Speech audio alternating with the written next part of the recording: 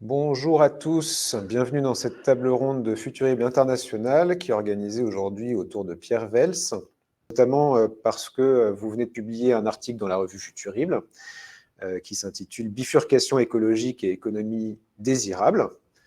Dans cet article, vous insistez notamment sur la nécessité, pour répondre aux défis écologiques qui sont devant nous, d'une bifurcation, dont vous dites qu'elle serait beaucoup plus qu'une transition, un peu plus brutale qu'une transition. Et vous allez nous expliquer de quoi il s'agit. Cet article, il s'inscrit dans la lignée de votre livre qui s'intitule L'économie désirable, qui est un livre qui est paru à la République des idées au début de l'année 2021 et dont le sous-titre était « Sortir du monde thermofossile ». Tous deux, à la fois l'article et puis l'ouvrage, sont marqués par la prise de conscience de la gravité des enjeux environnementaux, mais je dirais que vos propos sont aussi marqués par un certain optimisme qui est, lui, assez tranché par rapport aux différents discours qui sont généralement entendus sur la transition écologique. Donc vous nous direz peut-être tout à l'heure si c'est un optimisme du cœur ou un optimisme de la raison ou un petit peu des deux. Mais vous suggérez notamment qu'un certain nombre de solutions sont là et qu'il faut notamment essayer de les organiser, ce qui n'est pas encore tout à fait gagné. Alors pour vous présenter peut-être rapidement, et vous me compléterez ou vous me contredirez si jamais je dis des bêtises, mais vous êtes ingénieur, sociologue, et puis vous avez eu par ailleurs quand même des responsabilités importantes, notamment dans la présidence ou dans la direction d'établissements de recherche. Vous avez dirigé, si je ne me trompe pas, l'École nationale des ponts et chaussées, vous avez présidé Paris Tech, et puis vous avez été notamment aussi le président de l'établissement public de Paris-Saclay. Mais en même temps, vous avez réussi à ne jamais vraiment complètement quitter la recherche, puisque vous avez publié extrêmement régulièrement. Je ne sais pas très bien comment vous avez réussi à faire tout cela, mais en tout cas, on s'en réjouit fortement. Et notamment, je pense que l'ouvrage sur l'économie désirable qui va nous occuper aujourd'hui s'inscrit notamment dans l'ouvrage que vous avez publié en 2017, enfin dans la continuité de l'ouvrage que vous avez publié en 2017 sur la société hyper-industrielle. Et donc, ça nous intéresse beaucoup de pouvoir avoir aujourd'hui votre point de vue et la façon dont vous pensez ces différentes questions, puisque une des grandes questions qu'on se pose régulièrement à Futurible dans les travaux de prospective, c'est notamment de savoir si et à quelles conditions cette société hyper-industrielle est finalement compatible avec la gestion des urgences écologiques. Voilà, donc c'est un petit peu la question qu'on souhaiterait aborder avec vous ce soir, et je vous remercie beaucoup d'être avec nous, et je vous cède la parole. Bien, merci pour votre accueil, et merci à Futurible donc, de me donner l'occasion de préciser peut-être, en tout cas, et puis soumettre à la discussion un certain nombre d'idées qui sont dans l'article et dans le livre, et vous avez raison de dire que c'est dans la continuité aussi de ma réflexion sur la société hyper-industrielle, et précisément c'est la question que je me suis posée. Est-ce que cette société hyper-industrielle qui est en train d'émerger, qui est fondée quand même sur des investissements lourds, avec une part très importante de capital fixe, etc., est-ce qu'elle est compatible avec la transition écologique? Alors c'est pour ça que j'ai essayé d'écrire ce livre. Je ne sais pas s'il répond à la question. En tout cas, il pose des questions.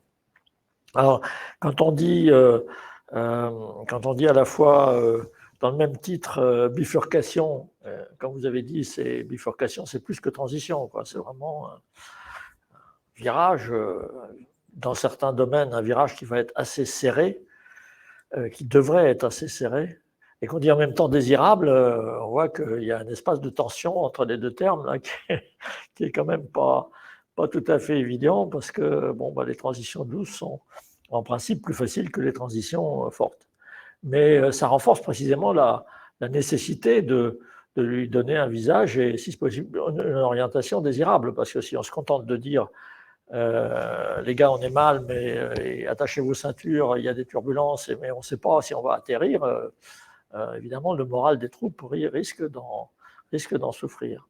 En même temps, on sait bien que désirable, ça ne peut pas être juste un discours de peindre en rose les choses, il faut qu'il y ait un fond sérieux. Donc voilà l'espace dans lequel la tension dans laquelle j'ai essayé de réfléchir. Alors, je ne vais pas revenir ni dans cet exposé, je ne le fais pas non plus dans le livre, un peu sur les fondamentaux du sujet. Je suppose que la lectrice ou le lecteur n'est pas climato-sceptique, connaît l'essentiel des travaux du du GIEC, et aussi des travaux sur la biodiversité, etc. Donc je ne réexplique pas tout ça. Je rappelle simplement que, et ça s'est pas arrangé tellement depuis que j'ai écrit le livre, qu'on est quand même dans une situation difficile, hein, pour ne pas dire assez alarmiste. Et je pense que la jeune génération a raison de considérer que c'est un sujet prioritaire. Je ne ferai pas de long développement sur la place que tient ce sujet aujourd'hui dans la campagne présidentielle, mais c'est quand même assez effarant de voir que ce sujet, que beaucoup de gens, d'ailleurs les enquêtes montrent que les Français sont parmi les plus conscients au monde des risques que représente la crise écologique dans laquelle on avance. C'est extraordinaire que ce soit si peu répercuté dans les débats qu'on est en train de vivre. Donc c'est pour moi quand même un vrai mystère. Pourquoi, au fond, alors qu'on est conscient du problème, je pense que la conscience du problème aujourd'hui est très largement répandue, alors qu'au fond, on sait aussi ce qu'on peut faire et ce qu'on devrait faire. Pourquoi ne le fait-on pas et pourquoi fait-on si peu? Bon, mais ça, ce serait peut-être un autre exposé qui relèverait plus, je ne sais pas, de la psychologie des fous, d'une science à inventer. Bon, je garde ce mystère et je vais essayer de voir, de réfléchir avec vous sur la façon dont on pourrait avancer par rapport à ce sujet. Alors, je parlerai essentiellement de la crise écologique. En fait, comme vous savez, il y a de nombreuses dimensions, hein. Il y a la dimension climatique, liées aux émissions de gaz à effet de serre, gaz carbonique, mais pas uniquement, hein, aussi le méthane, dont on ne se préoccupe peut-être pas assez, et puis encore d'autres gaz. Je parlerai essentiellement il y a cette dimension-là, mais il y a aussi la dimension des matières, des ressources, hein, qui est celle que le Club de Rome, on parle beaucoup du rapport Meadows ces temps-ci, on ne parlait pas de changement climatique à l'époque de Meadows. En revanche, on voyait déjà qu'il y avait un problème de ressources matérielles, il y a la question de la biodiversité, il y a la question des pollutions, et il y a par-dessus tout, et je pense au fond quand même le problème le plus fondamental, le rapport au vivant de manière générale dans nos sociétés. Alors donc moi je vais regarder un aspect du problème qui est celui du climat, parce que peut-être d'une certaine façon, je ne sais pas si c'est le plus urgent, mais en tout cas, c'est celui certainement sur lequel on a le plus de prise possible. Et donc, il est choquant qu'on n'utilise pas davantage ces prises, quoi. Parce qu'on peut agir là-dessus, on peut agir sur les émissions de gaz à effet de serre de manière assez forte et rapide, et pourtant, on ne le fait pas. Alors, avant d'entrer dans le vif du sujet, il me semble que je voudrais évoquer trois aspects de méthode, hein, parce qu'au fond, le vrai sujet aujourd'hui, je pense que ce n'est pas un sujet de technologie, on les a, c'est fondamentalement un sujet de méthode, comment on y va et comment on fait pour que nos sociétés ne rejettent pas le chemin que nos dirigeants vont tracer pour y aller. Je pense que c'est ça la question aujourd'hui fondamentale. Alors, là-dessus, sur la méthode, peut-être 3 ou 4 points en introduction. D'abord, je pense qu'il faut clarifier les objectifs. On mélange souvent dans les propositions et dans les discours différents objectifs. Il y a un objectif qui est d'éviter un objectif premier, à mon avis, du point de vue du climat, évidemment, qui est les gaz à effet de serre. Donc, combien on évite de tonnes de gaz à effet de serre par telle ou telle mesure. Il y a évidemment l'aspect énergie, mais ce n'est pas la même chose. Ce n'est pas exactement la même chose. C'est lié, mais ce n'est pas exactement la même chose. Si je prends l'exemple du chauffage et des bâtiments sur lesquels je reviendrai dans mon exposé à plusieurs reprises, vous voyez bien que toutes nos politiques aujourd'hui sont orientées vers les économies d'énergie. Comme si on était encore un peu, alors peut-être qu'on y revient d'une certaine façon avec la crise ukrainienne, mais encore à l'époque du choc pétrolier, alors que l'objectif numéro 1, c'est quand même de décarboner l'énergie, c'est-à-dire de trouver un chauffage décarboné. C'est pas la même chose. Chauffage décarboné, on a des pistes qui sont le recours à l'électrique, aux pompes à chaleur, et puis des pistes locales comme les réseaux de chaleur, etc. On en parle infiniment moins, vous m'accorderez, dans le discours public que de la politique des enveloppes, qui est fondamentalement une politique d'économie d'énergie. Et puis, on a évidemment aussi la question de réduire la quantité de matière qu'on emploie, etc. Et tous ces objectifs-là, il faut quand même les clarifier et les hiérarchiser un peu. Le deuxième sujet, c'est l'urgence. Évidemment, alors que beaucoup de gens, je pense, dans le grand public, on va dire, ont un peu de mal à comprendre ça, parce qu'ils pensent qu'au fond, bien sûr, il faut faire vite, mais c'est un peu comme la pollution, quoi. Le jour où on n'a plus de pollution atmosphérique, où nos bagnoles sont propres, ben, le problème est réglé. Là, on est dans une situation complètement différente. Enfin, je pense que la plupart des auditeurs de Futurible le savent, mais j'ai constaté, en faisant des conférences grand public, que beaucoup de gens n'ont pas perçu cette différence-là. C'est-à-dire qu'au fond, on dit il faut arriver à l'objectif. Bon, c'est l'objectif canonique aujourd'hui, c'est le zéro émission nette, le ZEN 2050. Bon, avec des objectifs intermédiaires à 2030. En fait, il vaudrait mieux le formuler en disant on a un budget, hein, si on veut rester en dessous de la fameuse barre des 1,5 degré, ou disons au moins des 2 degrés ou 1,8 degré, parce que ça va être difficile les 1,5 degré, et on a un budget d'émissions et il ne faut pas dépasser ce budget d'émissions. C'est plutôt comme ça qu'il faudrait le formuler. Et donc, chaque jour qui passe, eh bien, on mange notre budget on mange sur ce budget d'émissions et on mange très très vite. Voilà. Et donc, il est absolument fondamental c'est un point qui n'est pas assez développé, je pense d'ailleurs dans le livre, il est absolument fondamental d'aller vite. Et aussi, en allant vite, de s'attaquer à des secteurs d'activité ou à des activités dans lesquelles il y a un potentiel où on peut gagner beaucoup. Pas la peine de s'attaquer à grands frais à des sujets où on ne va pas gagner grand-chose. Il faut vraiment faire comme on fait en situation d'urgence, c'est-à-dire aller vite et aller au point, taper fort, et là où on peut gagner fortement. Je donnerai des exemples de ça tout à l'heure en parlant de la question des mobilités.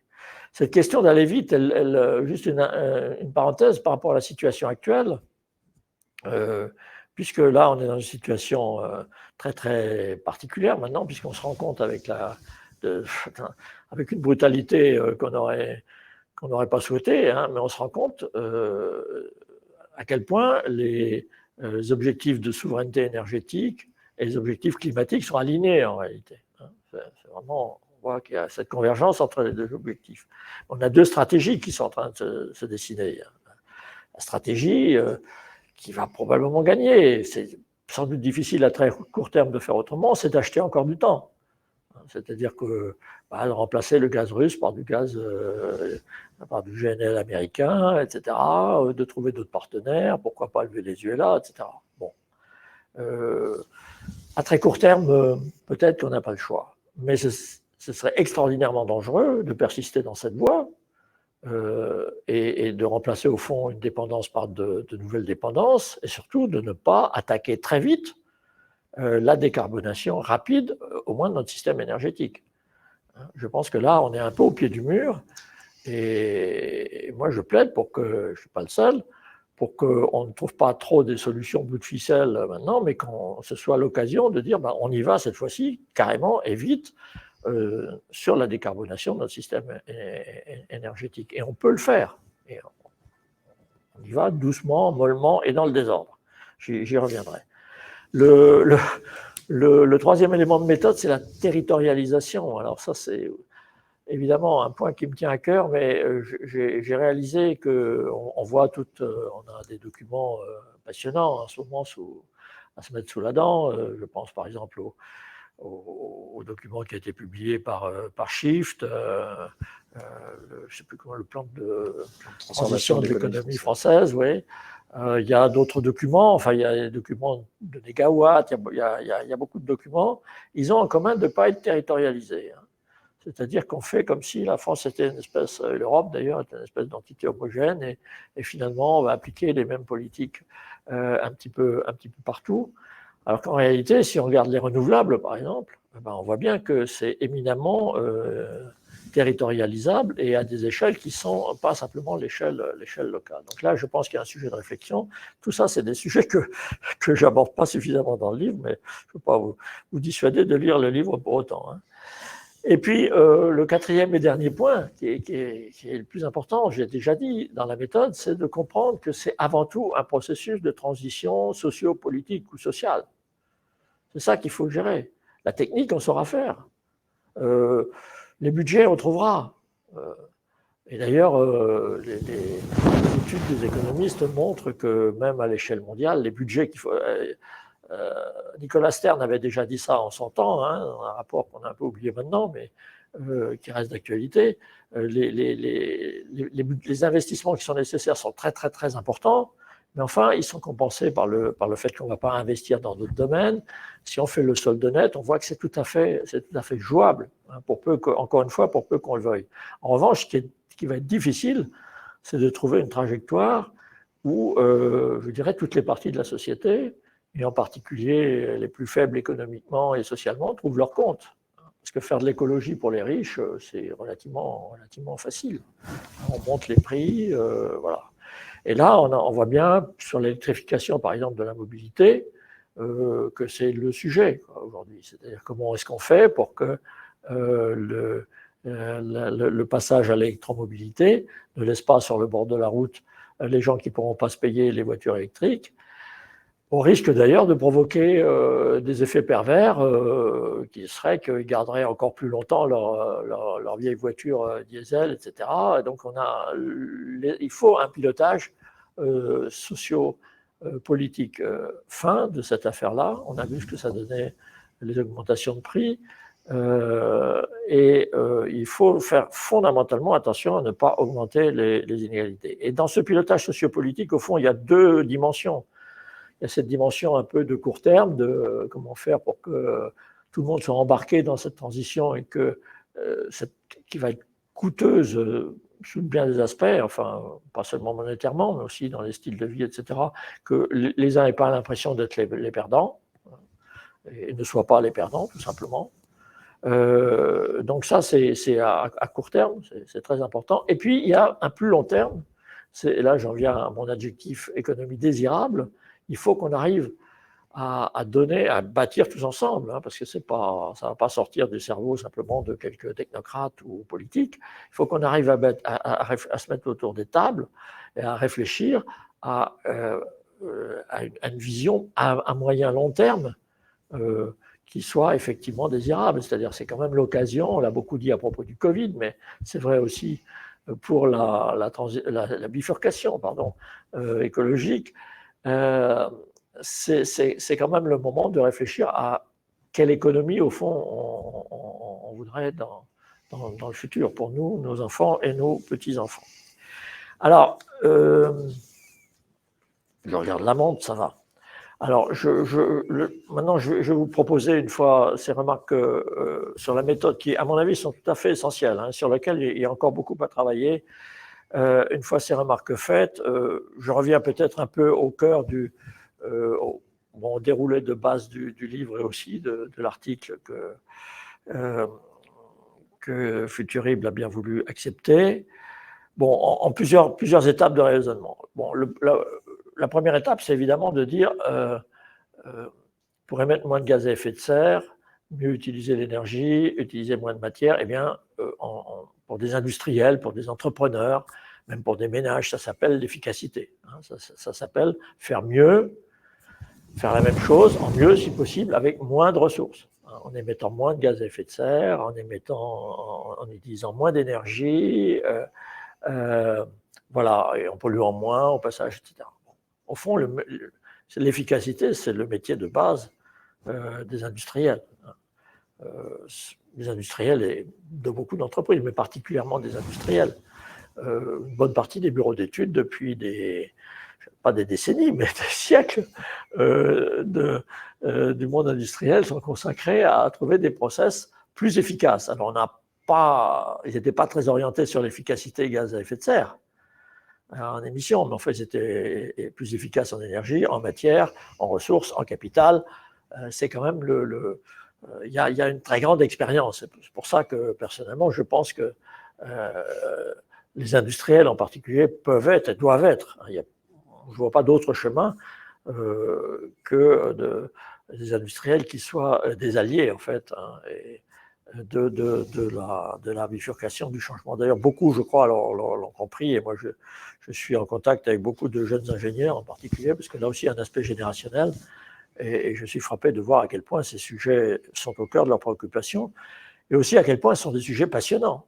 C'est des sujets formidables. Enfin, pour les ingénieurs, là, il y a vraiment de quoi faire. Les ingénieurs, pas seulement les ingénieurs d'ailleurs, mais et on fait des progrès considérables. Alors, je rappelle que ces efforts d'efficacité, et on n'a pas commencé hier, et globalement, le chiffre, je ne vais pas vous donner beaucoup de chiffres, en plus, ils sont souvent faux, les chiffres, enfin approximatifs, pas les miens spécialement, mais enfin tous ceux qui sont en circulation, parce que c'est quand même difficile à mesurer. Hein.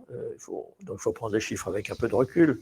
On sait qu'en France, pour les émissions territoriales, les émissions de gaz à effet de serre par unité de PIB ont diminué de 50% sur une période relativement récente. Donc, alors, c'est pas vrai si on inclut, je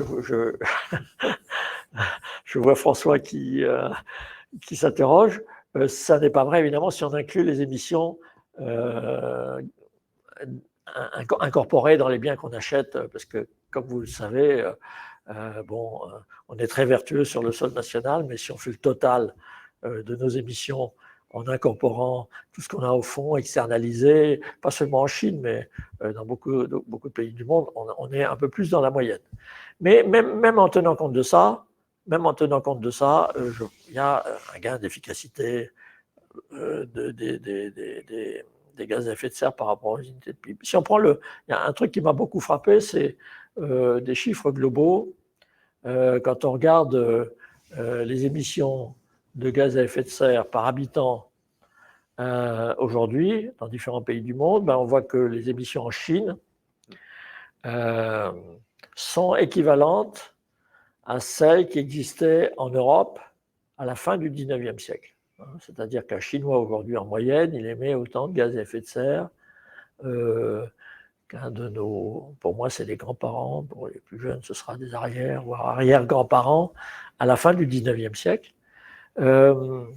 Et à une époque où, je vous rappelle, il n'y avait pas de voiture, enfin bon, c'était quand même une société agraire, encore pas vraiment pré-industrielle, mais enfin peu industrialisée. Donc vous voyez à quel point les choses on est aujourd'hui dans des sociétés considérablement plus efficaces.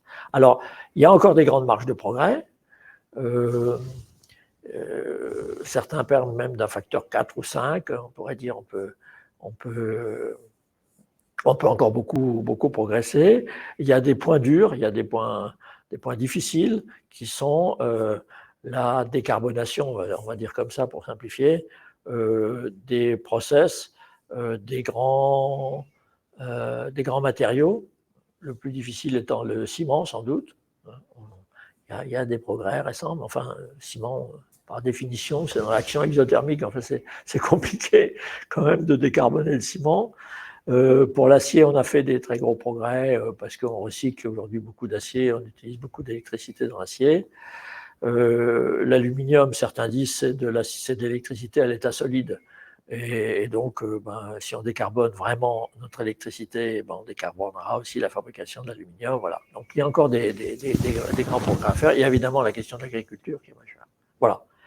Donc, écoutez, tout va bien, Madame la Marquise, continuons sur cette lancée et continuons à faire des efforts d'efficacité. Je note au passage qu'une grande partie de nos politiques publiques sont des politiques visant à encourager l'efficacité.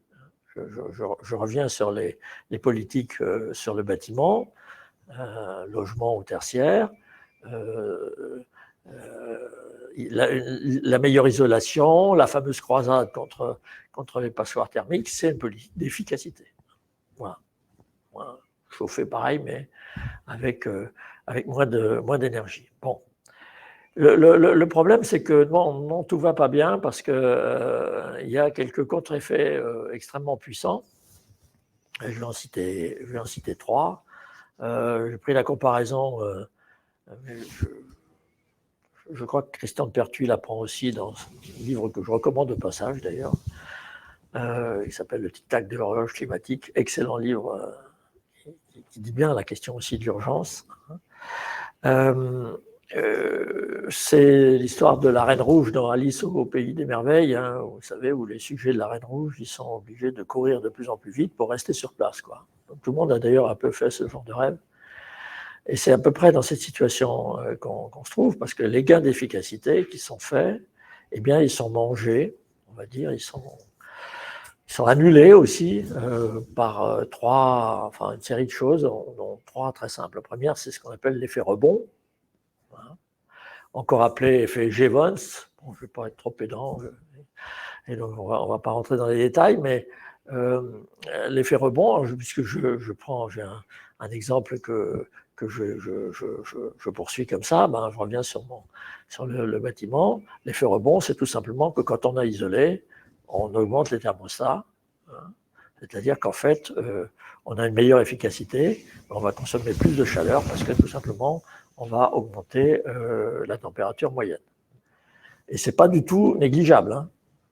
C'est même extrêmement important, au point que alors je ne sais plus si je le cite dans l'article, mais le monde immobilier allemand, des grandes associations qui regroupent pratiquement tous les acteurs du monde immobilier allemand, a écrit au gouvernement, fait un rapport pour dire, écoutez, c'est peut-être pas la peine de continuer à mettre de l'argent dans la rénovation thermique des bâtiments, parce qu'on constate que sur la consommation totale d'énergie, ça n'a plus aucun effet. Alors, les Allemands ont des bâtiments mieux isolés que nous, donc je ne suis pas en train de dire qu'il ne faut pas isoler mieux les bâtiments, hein. Ne faites pas dire ce que je n'ai pas dit. Mais il y a cet aspect d'effet rebond qu'il faut quand même prendre en compte et qui renforce en fait la priorité qu'on devrait donner à la décarbonation du chauffage. Il y a d'innombrables d'autres exemples, hein. On aurait du mal à trouver un exemple de secteur économique ou de technologie dans lesquels il n'y ait pas d'effet rebond, hein. Un des plus jolis, je trouve, un des plus peut-être les moins attendus, c'est la question de l'éclairage. Quand on regarde sur une longue période l'éclairage, on voit que la quantité d'énergie nécessaire pour produire un lumen n'a cessé de décroître, mais de manière spectaculaire, hein. C'est-à-dire qu'on a une courbe qui est presque équivalente à la fameuse courbe de la loi de Moore dans la puissance informatique. Alors ça dépend du point de référence, mais en gros, je crois me souvenir que de l'ampoule d'Edison à aujourd'hui, on a gagné un facteur 100 000, quelque chose comme ça. Et c'est très très linéaire, c'est extraordinaire. C'est l'Institut de Wuppertal, von Weizsäcker, qui a produit ces graphiques, c'est extraordinaire, c'est totalement linéaire. Et bien, la consommation a augmenté strictement également, est restée totalement constante et a augmenté. Et le résultat, c'est que aujourd'hui, alors que nos campagnes n'étaient pas encore électrifiées toutes avant la dernière guerre, aujourd'hui, on voit la Terre de l'espace, où vous pensez à toutes ces images de Thomas Pesquet et d'autres, voilà, parce que, voilà. Donc, tout ce gain a été totalement absorbé par l'augmentation. Est-ce qu'on est obligé d'être aussi éclairé que ça? Je ne sais pas sûr. Il y a d'ailleurs beaucoup de gens maintenant qui disent qu'on devrait éclairer moins le soir pour la faune, la flore, etc. Bon, on peut prendre tous les domaines, hein, l'effet rebond est omniprésent. Deuxième effet, mais ça va ensemble, c'est-à-dire l'effet rebond, c'est l'augmentation de la consommation. Alors, l'augmentation de la consommation, elle est aussi soutenue par le renouvellement frénétique des produits. Bon, on a beaucoup parlé d'obsolescence programmée, alors qu'elle soit programmée ou pas, on a quand même notre machine économique, elle est largement mise en mouvement par la publicité, les gens du marketing qui vous expliquent qu'il faut toujours acheter un autre truc, etc. Et donc on a un renouvellement, y compris dans des domaines où ce renouvellement ne serait pas forcément nécessaire, hein. Les versions successives des logiciels, c'est pas la peine d'insister là-dessus. C'est extraordinairement coûteux. Hein, et donc, voilà. Et puis, il y a un troisième aspect. J'ai repris là des idées notamment de Philippe Biwix. Un troisième aspect qui est ce que j'appelle la profondeur technologique, c'est-à-dire que le fait que nos produits sont de plus en plus, comprennent de plus en plus de composants et sont de plus en plus incroyablement complexes et sophistiqués. Là, la mondialisation a joué un rôle très important, la globalisation, parce qu'au fond, on a eu accès à une espèce d'immense quincaillerie mondiale, quoi, où tous les composants étaient là, sur étagère, en Chine et ailleurs. Et donc, on s'est mis à faire des choses. Je pense que c'est un effet qui est très sous-estimé. Si vous comparez ce que vous avez aujourd'hui chez vous, dans votre garage ou votre appartement, et ce que vous aviez il y a encore 30 ou 40 ans, vous verrez à quel point les produits se sont complexifiés, avec davantage de composants. Alors, il y a beaucoup de numérique, évidemment, d'informatique qui est rentré un peu partout, mais pas uniquement.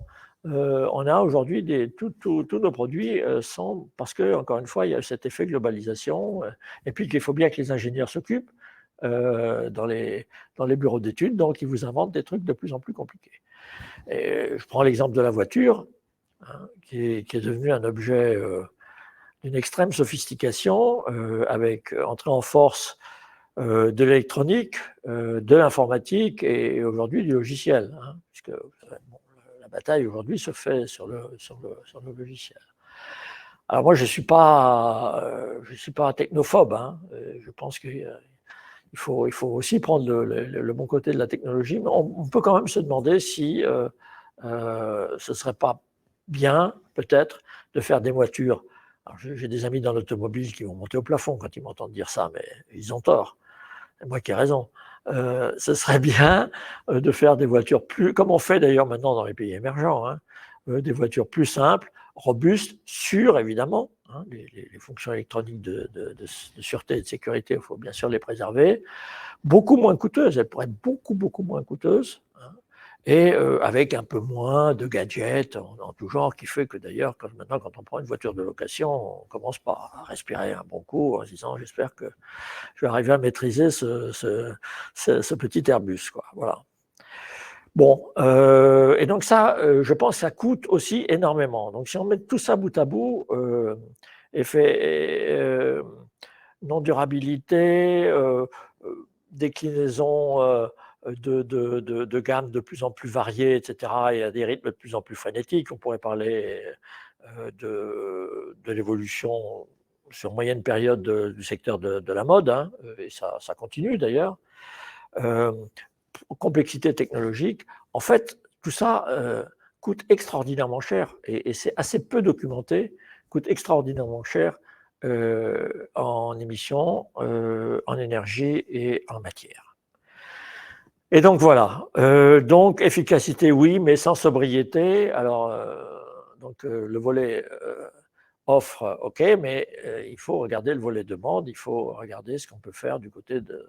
Donc moi, je suis arrivé à cette conclusion, hein, je ne suis pas le seul, qui n'est pas, je pense, une conclusion idéologique. Je pense que la plupart des gens de bonne foi ne peuvent que la partager, c'est de dire si on ne change pas aussi, si on n'agit pas en même temps sur le volet offre et sur le volet demande, alors on peut appeler ça frugalité. Le mot qui a l'air de s'imposer maintenant, c'est sobriété. Hein. Beaucoup de gens parlent de sobriété. J'ai remarqué que ça commence à apparaître dans le vocabulaire public. Il faut aussi de la sobriété. Bon, sobriété, ça s'emploie quand on cherche à se défaire d'une addiction, par exemple. Bon, c'est un terme assez fort en réalité. Hein. On peut le prendre. Et je pense qu'on a un problème, un travail à faire, bon, nous tous, les citoyens, les experts, les intellectuels, les chercheurs, qui est de donner un contenu beaucoup plus précis à cette notion de sobriété. Parce que, au fond, on dit sobriété et beaucoup de gens traduisent simplement décroissance, quoi, hein, réduction de la consommation, réduction en volume. Bon, bah, j'achète moins de bagnoles, je me déplace moins, des mobilités, par exemple. Bon, je pense que ce n'est pas la bonne façon de prendre le sujet. Je ne prends pas parti sur croissance-décroissance, hein, mais je pense qu'en tout cas, pour la sobriété, il faut y réfléchir davantage. On a tout un corpus quand même de gens qui, depuis longtemps, ont réfléchi sur la sobriété. Hein. Je rappelle que dans l'Antiquité, c'était un concept très très présent, avec des déclinaisons différentes. L'Antiquité gréco-romaine, hein. Il y a d'autres antiquités, hein, mais pardon pour cet européocentrisme. Et puis il y a des penseurs plus contemporains, hein, qui ont quand même beaucoup réfléchi là-dessus, des gens comme Gors, etc. Bon. Et Gors, par exemple, parlait du suffisant, hein, et on lui disait, mais dans le suffisant, par exemple, on va continuer à avoir des ordinateurs. Alors Gors disait oui, parce qu'il adorait les ordinateurs, hein, et il pensait d'ailleurs que les informaticiens allaient beaucoup faire évoluer la société. Donc je pense qu'on a un gros travail de réflexion à faire autour de ce thème de sobriété. Et pour apporter ma petite pierre, moi je distingue 3 niveaux, hein. Le premier niveau, c'est évidemment celui auquel on pense le plus directement, c'est la sobriété au sens de la consommation individuelle, disons des modes de vie ou des styles de vie. C'est les fameux bons gestes que tout le monde connaît, que assez peu de gens appliquent, à vrai dire, mais on a un peu repéré, quoi. D'ailleurs, en général, quand on dit sobriété, les gens pensent exclusivement à ça. Alors, c'est très difficile d'essayer de comprendre. Je vais accélérer, hein, vous inquiétez pas. C'est très difficile d'essayer de comprendre ce qui, du point de vue, au fond, ce que peuvent apporter, qu'est-ce qui est en notre pouvoir directement, hein. Bon. Question intéressante, qu'est-ce que je peux faire, moi, à mon petit niveau? Alors, il n'y a pas beaucoup d'études là-dessus. J'ai dégoté une étude faite par un consortium international dirigé par M. Daniel Morand, qui est à l'université de Trondheim en Norvège. Ils ont regardé 91 bons gestes, etc. Et si on les applique tous, qu'est-ce que ça donne? Eh bien, ça donne à peu près 25%. On a réglé 25% du problème. Bon, 25%, c'est beaucoup, hein. En même temps, c'est pas, il reste 75%, hein. Donc, on peut prendre le verre à moitié plein et à moitié vide. Là-dedans, d'ailleurs, une part non négligeable de réduction des consommations importées. Je pense que c'est très intéressant d'observer les mouvements qui sont émergents en ce moment. Par exemple, aux États-Unis, vous avez des mouvements de type minimaliste. Vous voyez, on vit avec le. Bon, comme toujours, il y a un peu d'excès comme ça. Mais je pense qu'il y a une nouvelle esthétique, hein, des styles de vie qui est en train d'apparaître. Je vois bien aussi dans les intérieurs et tout ça, on peut être encombré de tous ces objets, voilà, qui finalement, c'est ça quand même qui coûte cher en énergie et en émissions.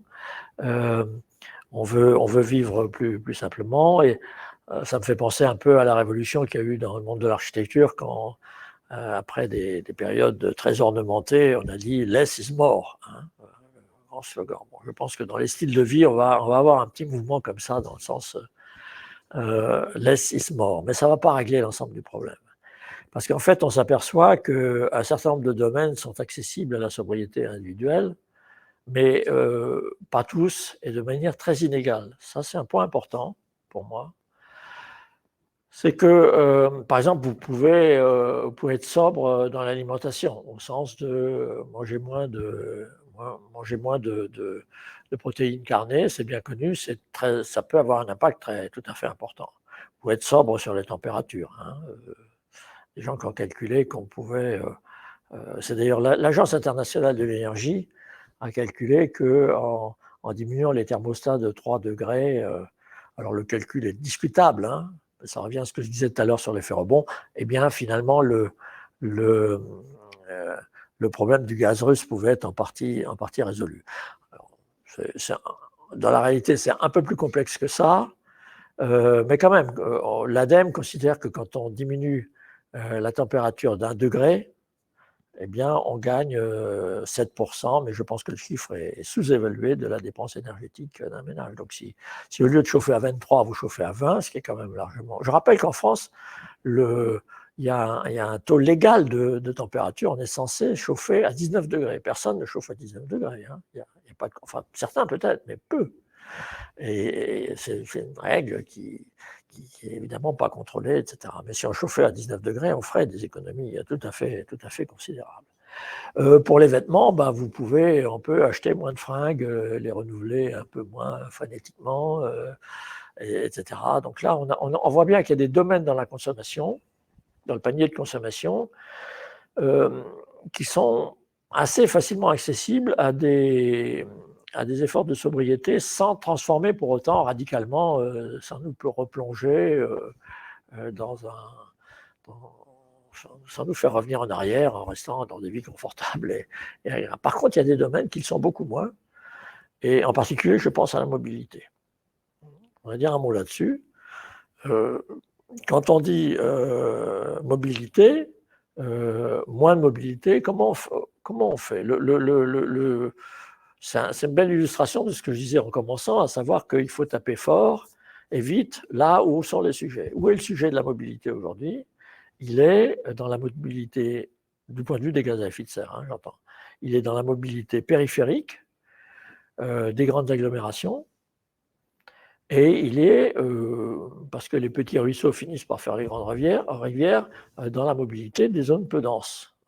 Or, ce sont des secteurs, des espaces, c'est pour ça que la territorialisation est très importante, des espaces dans lesquels les gens, en général, qui prennent la voiture, n'ont pas d'autre choix. Certains, bien sûr, mais la plupart des gens qui prennent leur voiture, quand on les interroge, disent « mais moi, je prends parce que je ne peux pas faire autrement ». Et d'ailleurs, en plus, comme j'habite un lotissement dans lequel, parce que j'étais là pour mes enfants, pour qu'ils aient de l'espace, et parce que c'était moins cher, que je ne pouvais plus me payer le centre-ville, comme on n'a pas les services sur place, on est obligé d'avoir 2 voitures, et c'est le cirque tous les matins, il faut emmener les enfants. Ça, c'est quand même un des modes de vie dominants aujourd'hui en France. Or, ces gens-là n'ont pas le choix la plupart du temps. Pourquoi? Parce que autour de grandes agglomérations, les systèmes de transport collectif sont en réalité encore très, très défaillants. Vous avez des TER, mais si vous allez autour de Lyon, eh bien, une grande partie des gens viennent en voiture parce qu'ils n'ont pas, viennent travailler à Lyon parce qu'ils n'ont pas d'autre solution. Donc là, il faut faire très attention quand on parle de sobriété, parce que d'abord, pas se tromper de cible. On a beaucoup investi dans les transports collectifs en France depuis une trentaine d'années. On a surtout investi dans les cœurs de ville. On a des trams aujourd'hui, etc. C'est-à-dire là où les gens avaient déjà des possibilités de transport assez bonnes. On a beaucoup moins investi dans les périphéries, parce que ça coûte plus cher aussi, c'est plus compliqué. Et le résultat, c'est que malgré ces investissements, je n'ai pas les chiffres en tête, mais qui se chiffrent en dizaines de milliards d'euros, c'est très important. Regardez la façon dont on a très aimablement transformé nos centres-villes, ont eu un impact à peu près nul, ou nul, on peut dire, sur le partage modal entre la voiture et le transport collectif. Et donc aujourd'hui, la priorité, c'est de s'occuper du transport en grande périphérie. Et là, il faut bien reconnaître que, on retombe sur cette contrainte de temps, parce que c'est pas facile c'est pas en 4 ou 5 ans maintenant, ou avant 2030, qu'on va vraiment pouvoir mettre en place des transports collectifs. Donc, on n'a pas d'autre solution, à mon avis, que d'accélérer la transition. Alors, c'est plutôt de l'efficacité, d'accélérer la transition vers le véhicule électrique et partagé. Il y a les autres solutions, le covoiturage, etc. On pourrait faire toute une conférence là-dessus, mais le temps tourne. Et je voulais juste indiquer cet aspect-là. Et donc, il y a ce deuxième niveau de sobriété qui est ce que j'appelle, moi, la sobriété systémique, mais en prenant dans un sens plus large que certains. C'est-à-dire qu'au fond, l'organisation de notre société qui fait que nos modes de vie, nos styles de vie sont extraordinairement formatés et déterminés par l'environnement dans lequel on vit, les horaires des entreprises, les trains, les dispositions, l'urbanisme. Donc l'urbanisme, l'organisation des villes, mais aussi l'organisation temporelle, ça c'est par excellence le domaine de la sobriété systémique.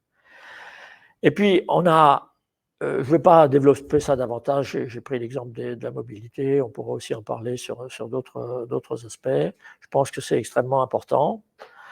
Et puis, peut-être l'originalité de mon approche, c'est d'ajouter un troisième niveau, qui est, et là, ça me ramène à cette idée d'économie désirable, qui est de dire, est-ce qu'on ne pourrait pas aussi imaginer une société dans laquelle l'économie, de par la composition même des activités, les priorités économiques qu'on se donnerait en termes de type d'activité, serait structurellement plus sobre. C'est-à-dire une société qui créerait de la valeur, autant voire plus qu'aujourd'hui, mais qui créerait cette valeur sous des modalités et pour des objets qui sont structurellement plus sobres, c'est-à-dire qui consomment moins d'énergie, émettent moins de gaz à effet de serre, etc.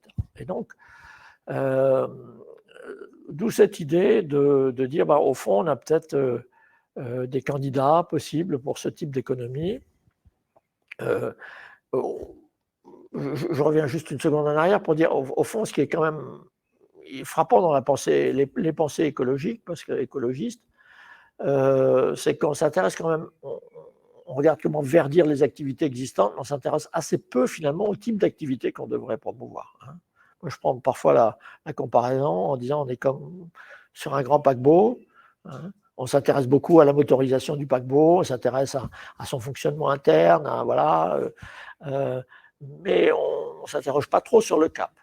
Comme s'il était admis une fois pour toutes dans nos têtes, eh bien que ça, c'est le cap, il est fixé par les lois du marché. C'est le marché qui va faire que tel secteur va se développer, tel autre secteur ne va pas se développer, etc. Ce qui est vrai dans un sens, mais on sait bien que le marché, ça ne marche jamais tout seul. Le marché, ça marche avec des institutions, ça marche avec beaucoup de choses. Et donc, on pourrait s'interroger sur, au fond, quel est le type. Alors là, on n'est plus dans le court terme. Certains m'ont dit, oui, mais c'est bien ton idée, mais maintenant, il y a urgence, quoi. Et on ne va pas faire ce virage-là très vite. Oui, mais je reviens à ce que je disais au début, il faut en même temps avoir une perspective globale. Alors, mon candidat pour ça, c'est ce que Robert Boyer, alors je vais citer d'autres auteurs, Robert Boyer appelle l'économie anthropogénétique, un mot un peu compliqué.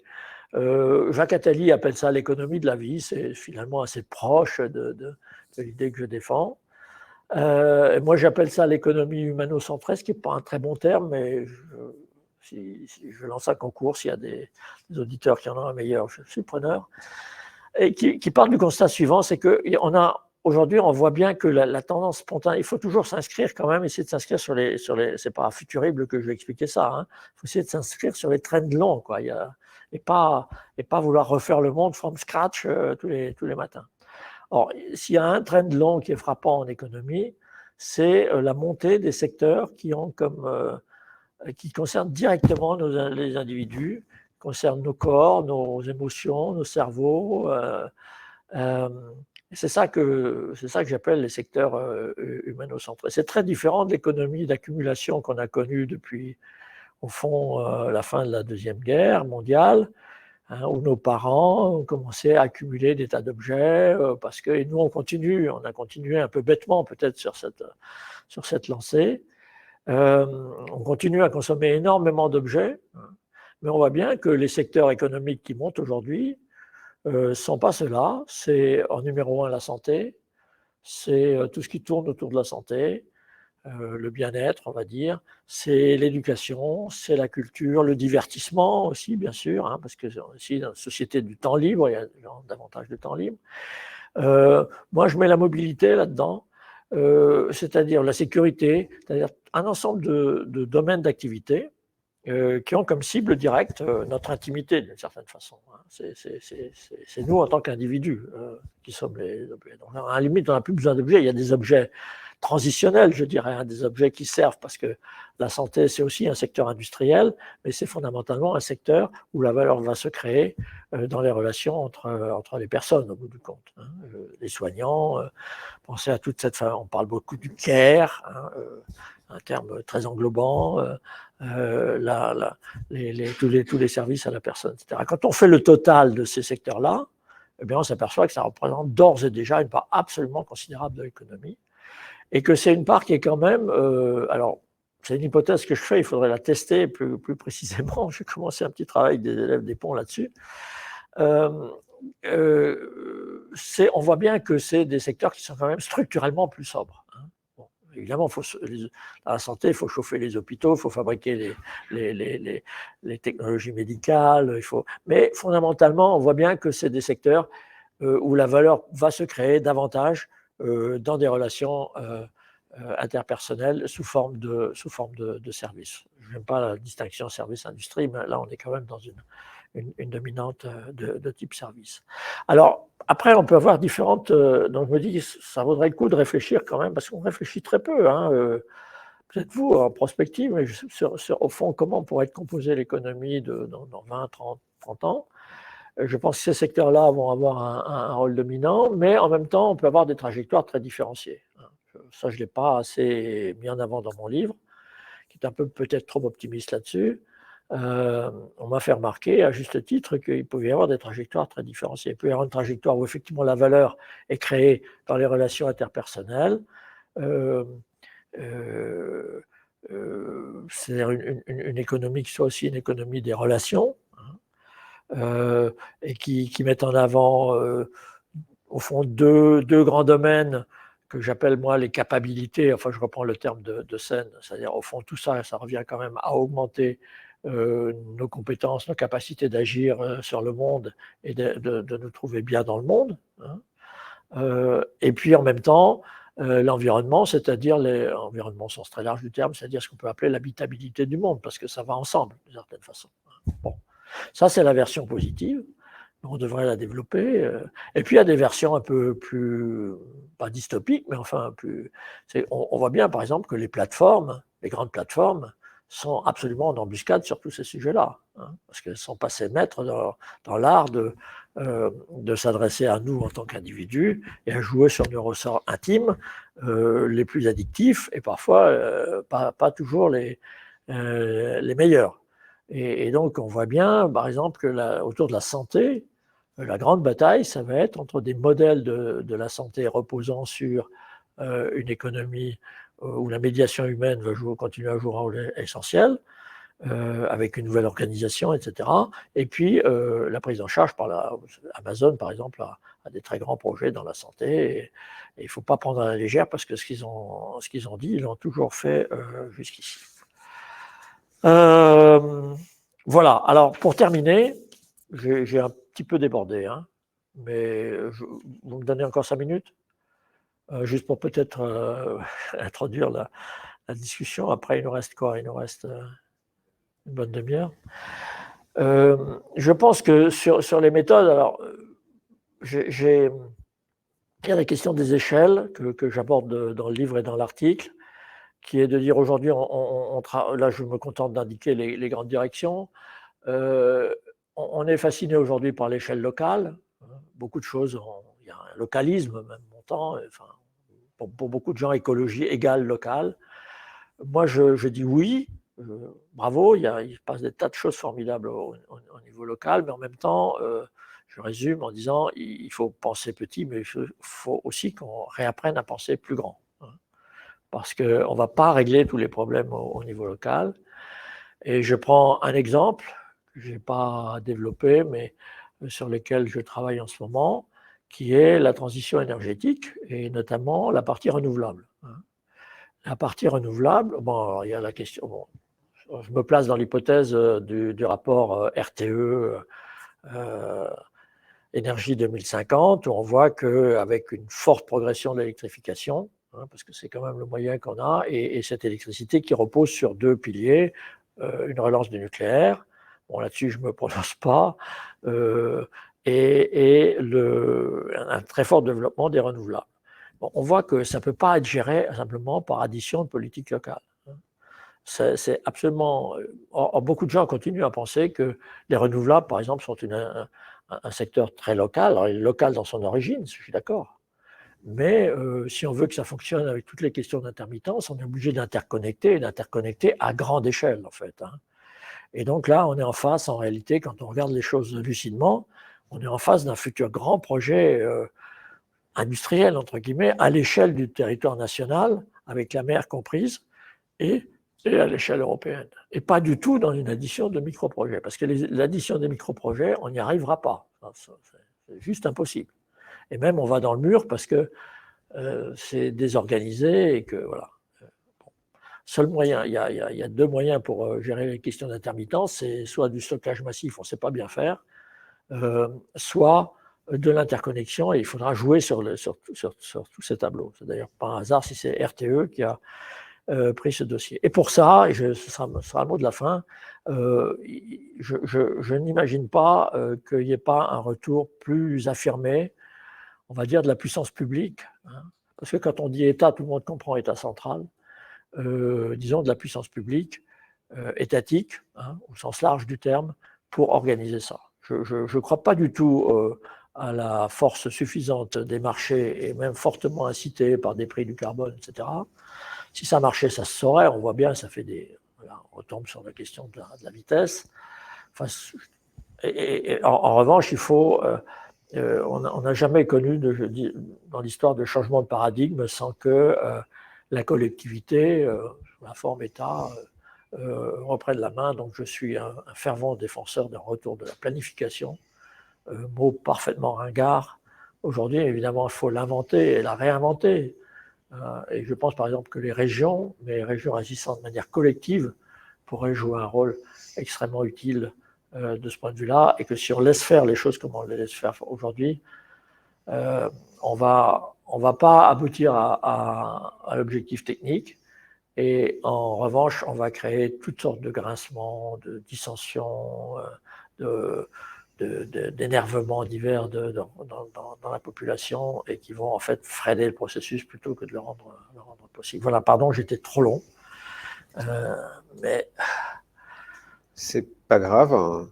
Il nous reste un peu de temps quand même pour la discussion. Oui, bien sûr. Non, merci beaucoup. C'était tout à fait intéressant. Puis vous avez été finalement assez court, si jamais on prend en considération le fait que vous avez réussi à parcourir tout votre livre, ce qui n'empêche pas de le lire, mais de parcourir tout votre livre et d'en donner les messages clés, ce qui est tout à fait intéressant et je pense utile. Alors, moi, j'ai plein de questions, mais je vais être gentil avec les participants qui ont posé plein de questions, donc on ne pourra pas non plus toutes les prendre. Mais je vous rappelle que vous pouvez donc voter pour celles qui apparaissent comme étant les plus importantes pour vous. Certains d'entre vous l'ont déjà fait. Donc, je vais prendre certaines de ces questions. Je vais me permettre de regrouper aussi peut-être certaines. Et puis, je vois que Pierre a l'œil aussi sur le fil. Donc, vous pouvez prendre la liberté de répondre à ce que vous voulez. Mais il me semble qu'il y a un ensemble de questions. Vous fassiez le tri. Pardon ? Je préfère que vous fassiez le tri. Eh ben alors, je fais le tri. Et puis, si vous n'êtes pas d'accord avec mon tri, vous le dites. Voilà. Donc, on a une question d'Hugues de Jouvenel, que je connais bien, qui dit l'intervenant nous livre une analyse pertinente, mais quelle stratégie de développement propose-t-il? Alors, c'est une question qui date de la moitié de votre exposé, donc je pense que la suite a pu permettre de l'explorer. Mais je vais relier ça avec la question d'après, de Vivien Staros, qui dit la transition est sociopolitique, en vous citant. C'est donc bien un sujet culturel pour refonder notre société. La technique n'est pas le problème, les alternatives existent. Comment faire dans le court terme alors que le changement culturel peut demander du temps? Donc c'est la question de cette articulation des temps que vous avez relevée. Quel levier est prioritaire? Et puis je crois qu'il y avait une question qui est mal notée, mais qui est un peu la même un peu plus loin, qui disait par où commencer? Alors c'est vrai quand vous dites qu'effectivement vous prenez un retour de la puissance publique, hein, ce qui est aussi la dernière partie de votre livre, que vous remettez un petit peu en avant la planification, que vous dites qu'il faut renouveler cette planification. Voilà. Comment est-ce que vous voyez concrètement les choses aujourd'hui? S'il fallait mettre en place une planification, n'ayons pas peur des mots, enfin si jamais elle se mettait en place, comment est-ce qu'elle pourrait se déclencher et quel serait son renouvellement de forme par rapport à ce qu'elle a pu être après la guerre quand on a mis en place ce type de planification? Puis j'en profite pour faire un tout petit pas de côté en disant, vous avez mentionné tout à l'heure le plan de transformation de l'économie française là, qui a été diffusé par le Shift Project il n'y a pas très longtemps, qui est vraiment dans cette optique-là également. Oui. Donc, comment est-ce qu'on peut se positionner par rapport à cela? Est-ce que c'est bien dans cette direction-là qu'il faut aller? Et comment ça peut fonctionner concrètement, et notamment enclencher sur la dynamique culturelle pour pouvoir rendre ça désirable? Oui, alors quand on dit culturel, bien sûr, il y a je l'évoquais à propos des styles de vie, hein, bien sûr, il y a des nouvelles cultures qui sont en émergence, et c'est un moteur puissant. Mais en même temps, il ne faut pas trop non plus il faut pas trop mettre trop l'accent non plus sur cette dimension culturelle. Et sur le long terme, parce que c'est un peu facile de dire il va falloir que la culture change, etc. On a besoin aussi d'organisation. Hein. y a beaucoup de choses qu'on peut faire qui ne nécessitent pas un changement culturel radical. Je trouve que c'est une excuse un peu facile, quoi, de dire il faut changer la culture des gens et ça va être long. Non, il y a des choses, j'ai parlé de l'organisation des mobilités, j'ai parlé du déploiement des nouvelles énergies, etc. On n'a pas besoin forcément d'un changement culturel profond pour ça. Hein. Donc, je trouve que le déficit aujourd'hui principal pour moi, de mon point de vue, c'est un déficit d'organisation. Parce que nos dirigeants sont un peu, mais c'est pas spécial à la France, hein, je jette la pierre à personne, sont un peu dans une situation aussi peut-être un peu de déni, mais aussi d'attentisme, parce qu'on voit bien que chaque fois qu'on touche un certain nombre de sujets, sont des sujets sensibles, et aussi parce que je pense tout simplement, on ne sait pas très bien comment prendre les choses. Et donc, je crois qu'il y a un besoin d'un effort de réflexion collectif très, très important. Alors, moi, quand je pense, je n'ai pas une solution toute prête. Quand je dis planification, c'est pas non plus la nostalgie du plan, du commissariat au plan, de la rue de Martignac, de la data avec laquelle j'ai beaucoup travaillé dans le temps. Il ne s'agit pas de revenir à ça parce que c'était une vision, on n'est plus dans le même monde. Les collectivités locales, les régions en particulier, mais aussi les métropoles ont aujourd'hui acquis des compétences d'expertise, des compétences aussi juridiques, etc., qu'elles n'avaient absolument pas à l'époque. Donc, il faut qu'elles soient en première ligne par rapport à ça. Mais il me semble qu'il y a quand même deux choses aujourd'hui qui manquent. Et que ces institutions-là, encore une fois, sans nostalgie, permettaient de produire. La première, c'est un vrai forum de débat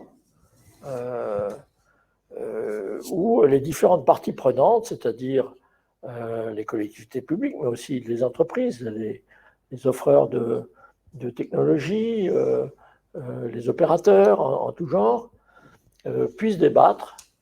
Les syndicats ne sont pas en très bonne forme, enfin, les associations écologiques qui sont, comme vous le savez, très, très actives. Je trouve qu'on manque sérieusement d'un lieu de forum un peu comme a été le plan à une certaine époque où ces gens puissent se rencontrer et discuter des solutions. Aujourd'hui, chacun est dans son silo, court dans son couloir. Les gens de l'éolien veulent vendre de l'éolien. Ils démarchent les campagnes un peu de manière anarchique.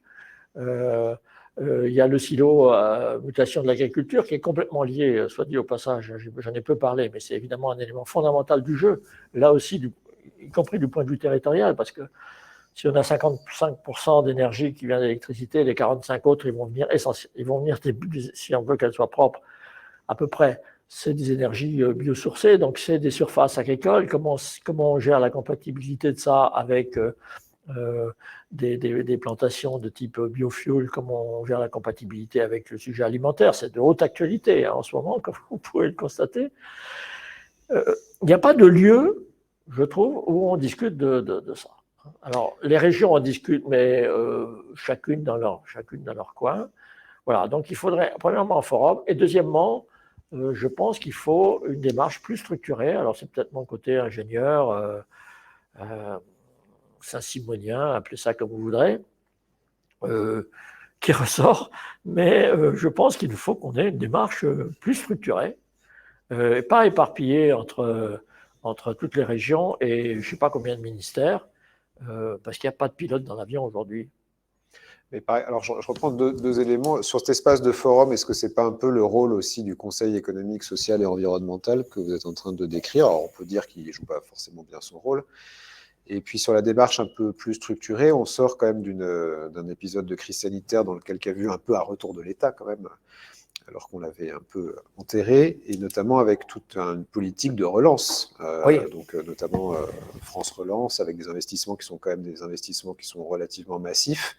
Et en même temps, dans votre exposé tout à l'heure, vous disiez on n'y est pas, quoi, en termes de volume, en termes d'urgence, on n'est pas encore au niveau. Donc là, ce que vous dites, c'est qu'on n'est pas du tout à l'échelle, en fait, même avec les investissements qui sont faits, et que, par ailleurs, on n'a pas encore cette organisation, même si l'État a déjà repris en main un certain nombre de dimensions.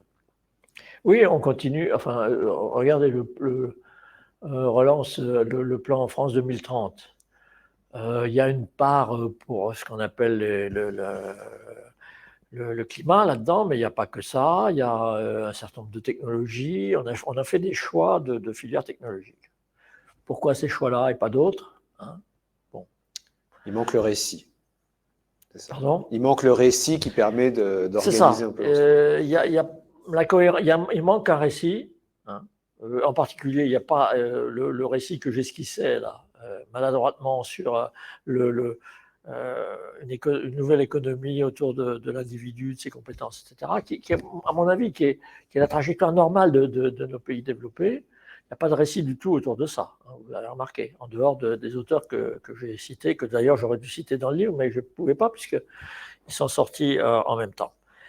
Voilà, donc il n'y a pas de récit global, il y a des filières technologiques. Moi, je ne pense pas que ce soit la bonne façon de prendre les problèmes. Il faut partir des problèmes et puis voir comment on les décline. Alors, par exemple, l'hydrogène, on voit bien que l'hydrogène, ça peut être très intéressant sur certaines applications. Bon, il y a évidemment des entreprises, pour ne pas dire des lobbies en France, qui sont très actifs sur le sujet de l'hydrogène.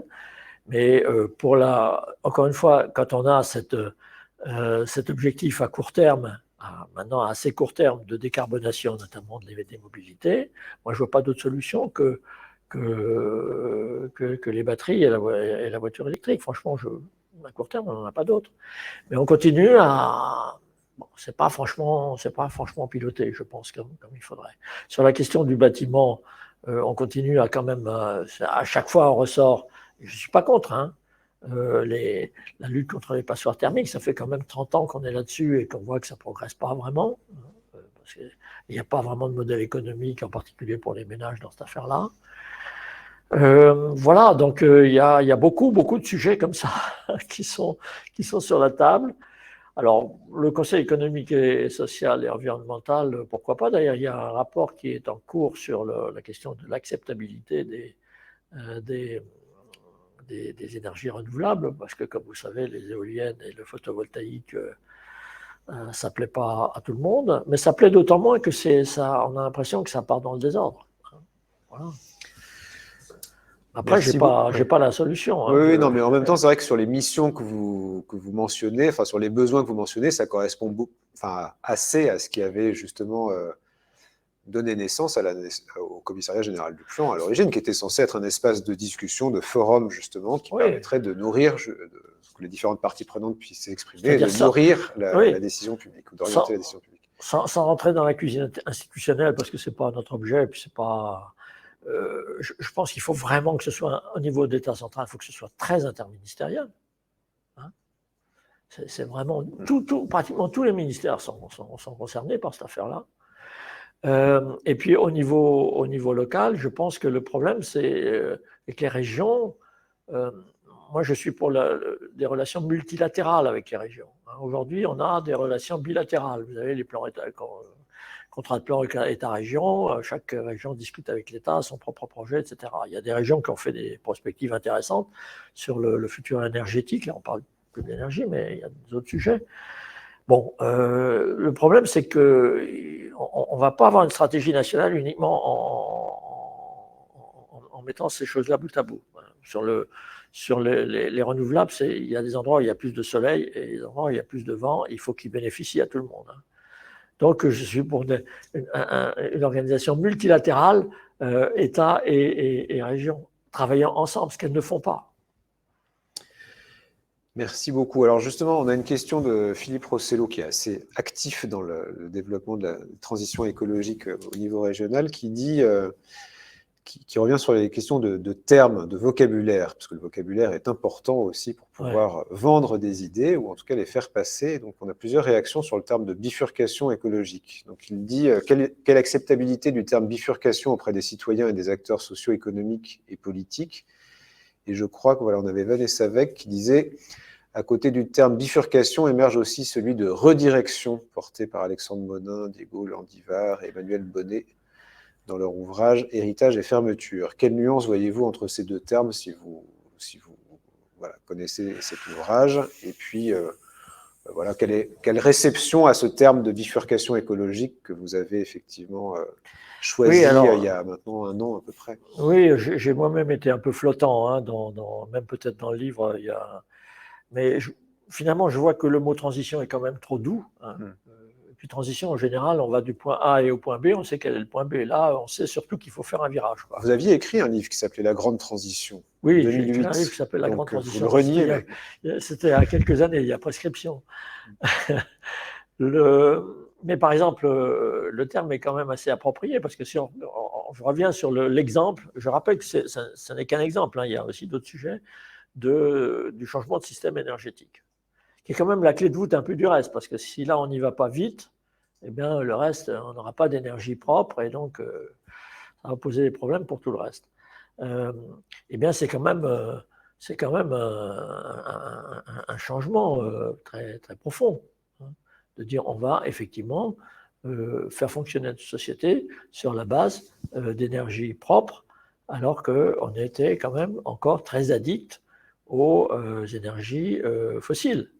Et c'est un changement extrêmement, extrêmement quand même lourd, en particulier parce qu'une chose dont les gens ne se rendent pas forcément compte, c'est qu'aujourd'hui, notre infrastructure énergétique, elle est déportée, hein.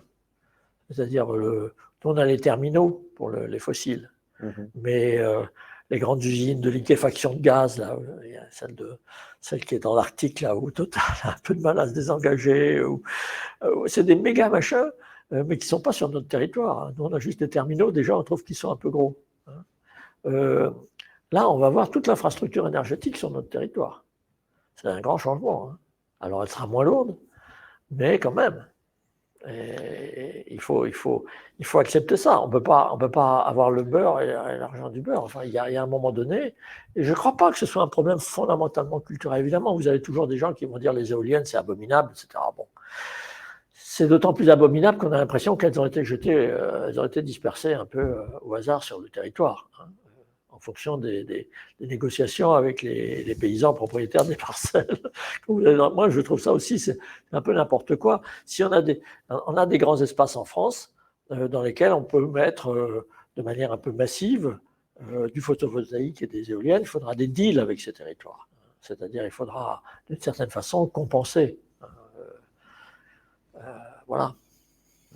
Ça, c'est une réaction qu'on Alors, entend. redirection, pourquoi pas, mais ouais. Bifurcation, moi j'aime bien. Mais... Redirection, ça vous paraît un peu mou, c'est ça? Oui.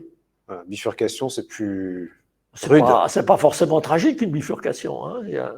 Non, mais on choisit de tourner le volant quand même. Voilà. C'est ce que j'entends en tout cas. Alors, sur cette question justement des infrastructures, enfin, du fait de réintégrer sur le territoire national finalement les infrastructures de production d'énergie qu'on a pour l'instant en grande partie, à part les centrales nucléaires quand même, délocalisées, c'est vrai que ça c'est une remarque qu'on nous fait souvent en disant bon, on agite beaucoup l'idée de relocaliser un certain nombre de productions industrielles sur le territoire français, pas seulement la production d'énergie, mais en même temps, on a de plus en plus de citoyens qui s'opposent à ce que, finalement, à être prêts ou à avoir sur leur territoire l'installation de telle ou telle usine, tel ou tel centre de production industrielle. Je pense que sur la production d'énergie, c'est à peu près la même chose.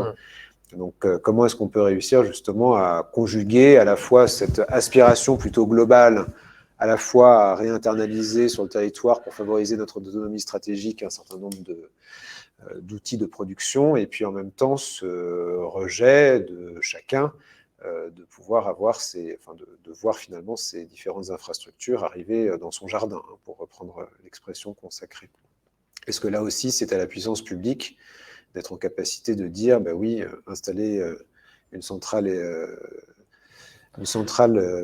énergétique dans votre jardin est d'intérêt général et donc finalement on vous l'impose. Oui, mais quelle est l'autre solution? L'autre solution, c'est de laisser faire les choses un peu en douce, en espérant que ça va marcher, que ça ne fera pas trop de vagues, etc. Mais on n'y arrivera pas. C'est pas compliqué. Donc il faut, à un moment donné, je ne vois pas d'autre solution que le fait que la puissance publique, dans son acception la plus large, hein, c'est pas l'État central et tout ça, mais prenne ses responsabilités et engage un vrai dialogue avec les citoyens, les associations, les entreprises, pour dire, écoutez, voilà, on est face à un problème, on se met autour d'une table, on fixe. Le pire moyen, c'est de ne pas avoir d'objectif clair et de laisser en espérant que les choses vont se passer comme ça. On n'y arrivera pas. Donc il faut. C'est pas une question de courage ou de pas courage politique, encore qu'il faudra un peu de courage quand même. Oui, c'est vrai. Alors, on a un certain nombre de questions sur la. Et je reviens sur le mot de, à la fois le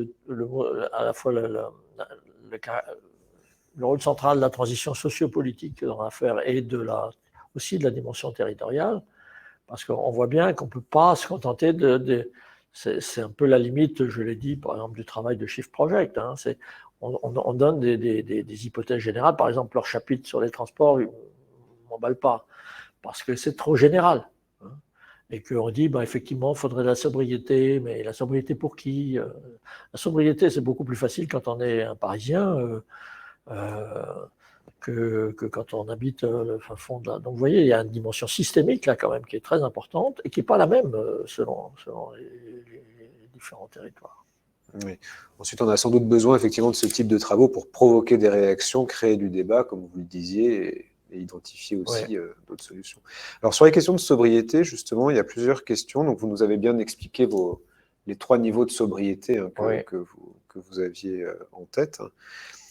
Et on a 2 ou 3 questions sur la sobriété, donc je vais les lire. On a une question de Eric Albert qui dit « La sobriété résultera de facto d'un rationnement volontaire ou imposé. Pensez-vous qu'un seuil de surtarification conséquente au-delà d'une consommation raisonnée des ressources rares est souhaitable et envisageable politiquement ?» Et alors, il y a une question qui, à mon sens, va un peu dans le même champ, dans la même direction, de Daniel Le Texier, qui dit « Dans le domaine industriel, il existe une logique de quotas pour encadrer les émissions. Pensez-vous que nous pourrions imposer au niveau individuel cette même logique? En cas de dépassement du plafond de 2T, on sanctionne, je n'ai pas compris ce que c'était que 2T, confère l'expérience du pass sanitaire. » Non, moi, je sais qu'il y a des gens qui proposent des solutions de type rationnement. Hein, le compte personnel carbone, que défend mon ami Pierre Calam, par exemple. C'est sûr que sur le papier, ce n'est pas une mauvaise solution. Ça n'a pas les effets pervers de la taxe carbone avec tous les aspects anti-redistributifs qu'on connaît, qui fait que si la taxe carbone était élevée, il faudrait utiliser tout le produit de la taxe pour en fait compenser les inégalités de traitement que ça crée. Donc, dire dans l'idéal, chacun a un droit de tirage en fait carbone à un certain niveau, et puis il y a un marché pour ça. Enfin, c'est l'idée, hein, comme les quotas industriels. Moi, c'est quand même une idée. Bon, je dirais que philosophiquement, elle ne me plaît pas beaucoup, parce que l'idée de rationnement est quand même une idée peu désirable quand même, du coup. Hein. Et puis parce que je pense en plus c'est quand même un peu une usine à gaz et je ne vois pas très bien comment on pourrait mettre ça en place concrètement. Mais je crois qu'on peut arriver à des solutions de sobriété qui ne soient pas tellement perturbantes en réalité pour les gens. Franchement, on peut vivre avec un peu moins de protéines animales. On peut vivre avec un thermostat qui n'est pas... On n'est pas obligé forcément de rationner ou d'imposer ça. Je pense que s'il y a un mouvement, encore une fois, je reprends un peu ce terme d'émergence d'un nouveau style de vie, alors peut-être qu'il ne va pas se diffuser suffisamment rapidement, mais on n'est pas obligé en fait de faire des efforts aussi gigantesques que certains le disent. Vous voyez ce que je veux dire ?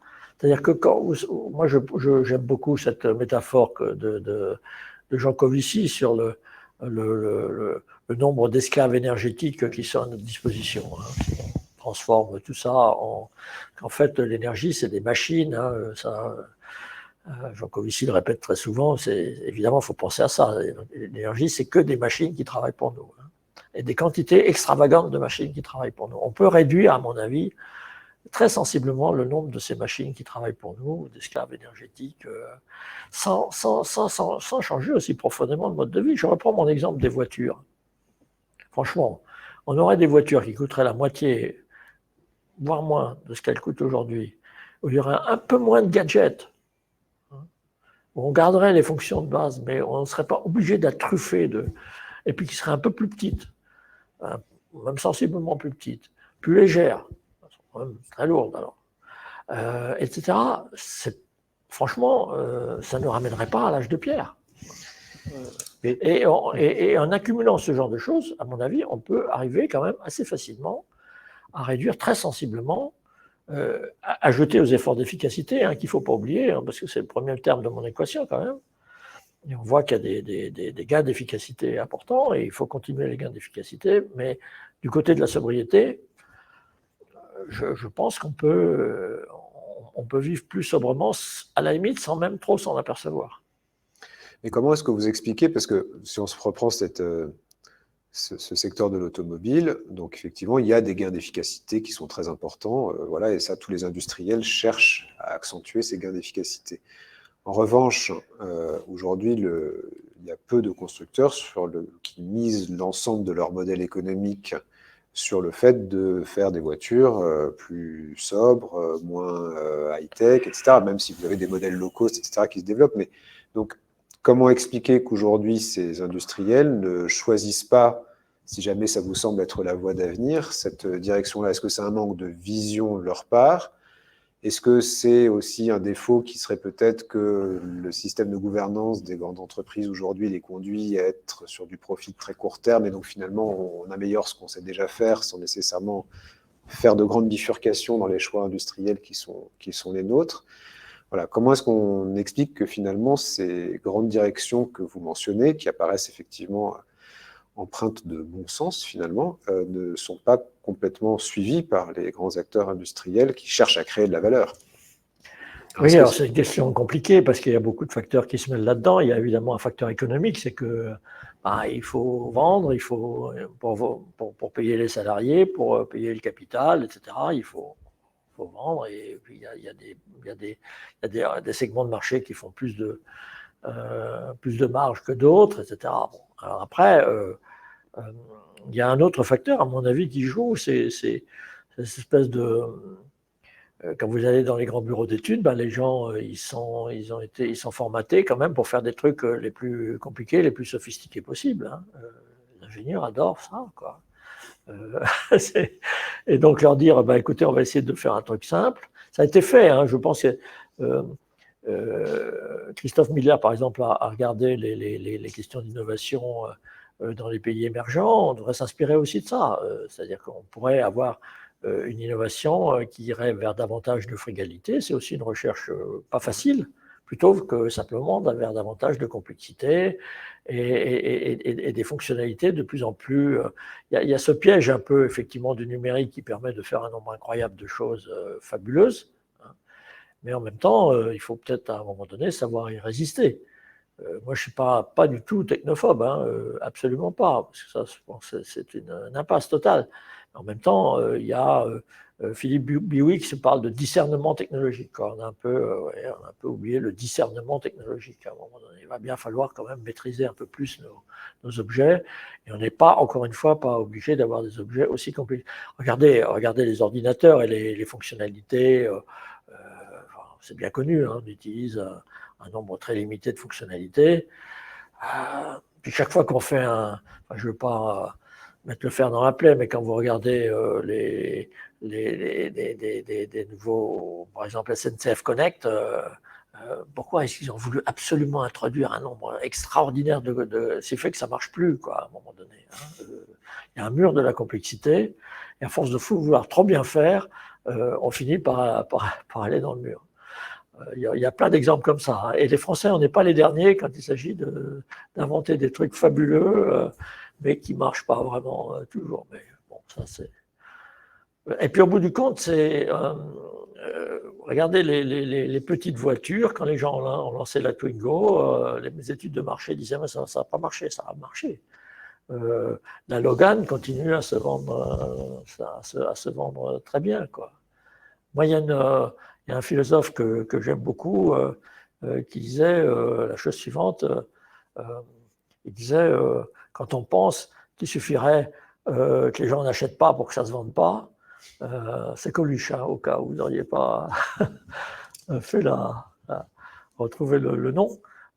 C'est quand même, il y a un pouvoir du consommateur qui est gigantesque, quoi. Et c'est ça qu'il faut quand même mettre en avant.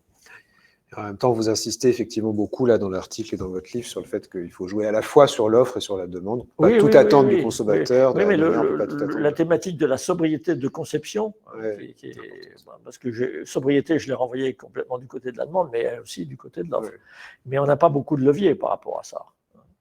Mais encore une fois, moi, j'ai confiance dans la nouvelle génération là, qui est quand même formidable, parce que en particulier, il y a cette recherche de sens, quoi, qui est quand même très, très frappante hein, chez les jeunes. Bon, il y a un peu le sauf qui peut par rapport à la crise climatique, parce qu'ils font les calculs, ils se disent bon, ben vous ne serez plus là, mais nous, on sera encore là, et nos enfants. Mais il y a aussi, je trouve, un sens des responsabilités. Alors peut-être que je me berce d'illusions, hein, et une recherche de sens dans le travail qui me paraît quand même très, très, très frappante. Alors peut-être dans notre génération, on était un peu plus moutonnier, quoi. On faisait un peu, en gros, ce qu'on nous demandait de faire.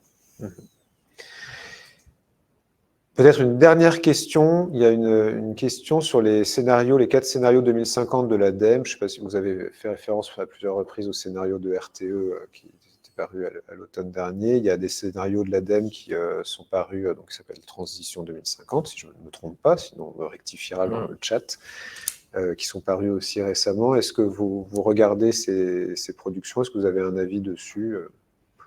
Et puis Oui, bien sûr, j'ai regardé ça. Je pense quand même que les scénarios de l'ADEME et de Negawatt sont un peu trop optimistes, justement, sur la sobriété accessible. Et bon, moi, je suis pas derrière. Il y a la question nucléaire, évidemment. Hein. Moi, je pense que si on pouvait se passer du nucléaire, ce serait bien. Je ne suis pas sûr que ce soit une industrie qui a un très grand avenir à moyen long terme. Au jour d'aujourd'hui, en France, je ne vois pas très bien comment on pourrait s'en passer. Franchement, je ne crois pas que il me semble que pour être clair, il me semble que les scénarios Negawatt et ADEME là-dessus sont trop optimistes. Après, on a je ne sais pas, un petit moment d'espoir aussi. Il y a quand même des changements technologiques apparemment. Je ne sais pas si vous avez suivi ça, mais le MIT est en train il y a une équipe là qui est en train de faire des mini tokamaks. Hein, c'est-à-dire, le méga projet d'ITER a quelques difficultés. De toute façon, on n'est pas du tout dans la constante de temps dont je parlais, parce que là, avant 2050, on n'aura pas grand-chose, on n'aura probablement rien. Mais il semble qu'il y a des solutions miniaturisées sur le même principe de fusion qui pourraient éventuellement. On n'est pas à l'abri, je dirais comme ça, on n'est pas à l'abri d'une bonne surprise technologique. Mais enfin, il ne faut pas compter dessus. Il ne faut pas tout miser dessus. Donc, on a entendu aussi que vous meniez des travaux un peu complémentaires, parce que la dernière question peut-être à vous poser avant de conclure, c'est de savoir un peu quelle est la suite, quel est le prochain livre. J'ai entendu tout à l'heure que vous disiez que vous faisiez travailler des étudiants de l'École nationale des ponts sur des essais de chiffrage finalement de cette économie humano-centrée, c'est ça, non? Oui, un peu dans cette direction-là. C'est pas facile, hein, c'est pas facile à faire. C'est pas facile. Mais... Bon, voilà. Non, mais je continue à travailler sur les questions urbaines. Voilà. Pierre Vels, merci beaucoup. Merci à vous. Merci à l'ensemble des participants. Pardon de ne pas avoir pu prendre toutes les questions. Et puis, il y a énormément d'échanges dans le chat. Oui, je n'ai pas pu regarder. Voilà, mais... ça suscite un certain nombre de réactions et de questions. Donc, il faudra qu'on vous réinvite. Merci à tous. Bonne il y a beaucoup de soirée. questions, oui. Merci à vous. Et merci à Pierre Vels. Au revoir. Au revoir.